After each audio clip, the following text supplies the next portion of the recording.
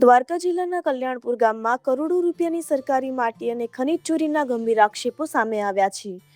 એક જાગૃત નાગરિકે રાજ્યના ઉચ્ચ અધિકારીઓને લેખિત રજૂઆત કરીને દાવો કર્યો છે કે ગ્રામ પંચાયતના કેટલાક હોદ્દેદારોની મિલીભગતથી સરકારી જમીન અને જળાશય વિસ્તારમાં ગેરકાયદેસર ખનન થઈ રહ્યું છે। ફરિયાદ મુજબ સુજલામ સુફલામ યોજનાના નામે જેસીબી અને ટ્રેક્ટરો દ્વારા મોટા પાયે માટી ખોદીને તેનો વ્યાપારી ઉપયોગ કરવામાં આવી રહ્યો છે। આક્ષેપ છે કે કોઈ માન્ય ખાણ પરમિટ રોયલ્ટી પાસ કે સત્તાવાર વર્ક ઓર્ડર વિના કામગીરી ચાલી રહી છે।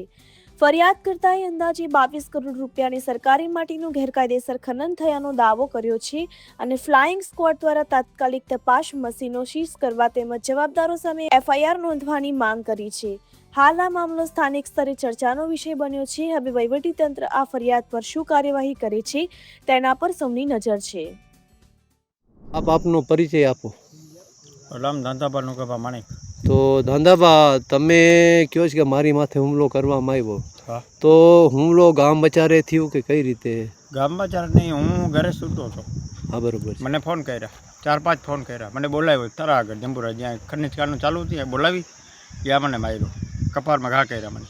એટલે કાંઈ ચર્ચા થઈ ખરી તમારી વચ્ચે? ચર્ચા કાંઈ નહીં, ડાયરેક્ટ મને મારવાનું ચાલુ થઈ ગઈ।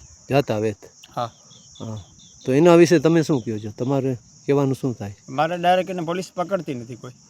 હા, તો સરકારશ્રીને શું અપીલ છે? સરકારશ્રીની કહું છું એને અપીલ કરે કંઈક બીજા પગલાં ભરે આગળ પર પાડે।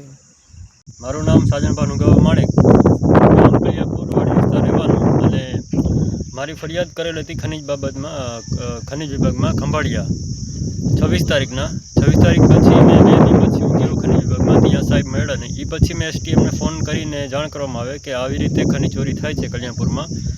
પછી એના દ્વારા એમ કહેવામાં આવ્યું કે વોટ્સઅપમાં લોકેશન અને ફોટા મોકલી દો, તો ફોટા અને મેં લોકેશન મોકલ્યા। એ પછી મામલતદારનો ફોન આવ્યો કે એસટીએમ દ્વારા અમને મોકલવામાં આવ્યા છે, તો અમે સ્થળ ઉપર જો ચાલવું હોય તો અમે આવીએ।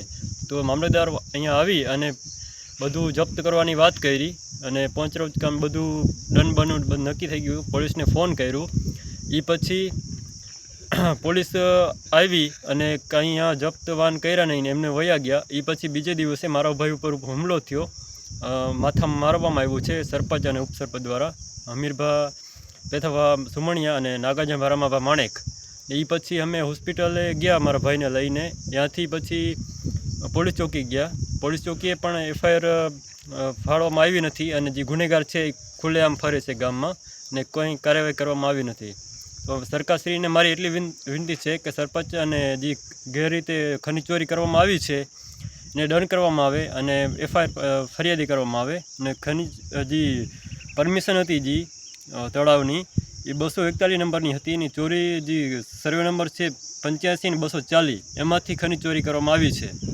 તો સાજણભા, જે દિવસે આ જે મામલતદારને તે સ્થળ પર આવ્યા ત્યારે ખનિજ ચોરી કરનારના વાહનો અને ખનિજ ચોરના ત્યાં હાજર જ હતા? હા, હાજર જ હતા। તો તેમને જપ્ત કરવામાં આવ્યા કે નહીં વાહનને?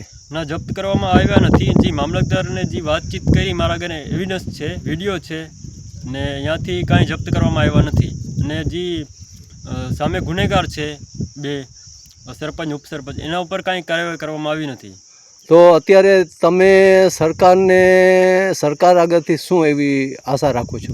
સરકાર આગળ હું એક જ અપેક્ષા રાખું છું, જે ખનિજ ચોરી કરવામાં આવી છે એને દંડ કરવામાં આવે અને ઉપસરપંચ અને સરપંચ જે દ્વારા જે મારા ભાઈને મારવામાં આવ્યું છે, કપારમાં ઘા કરવામાં, એના ઉપર એફઆઈઆર ફાટવી જોઈએ। તો તાત્કાલિક ધોરણે એક્શન લેવામાં આવે, તમારું કહેવાનું એવું થયું? ઓકે।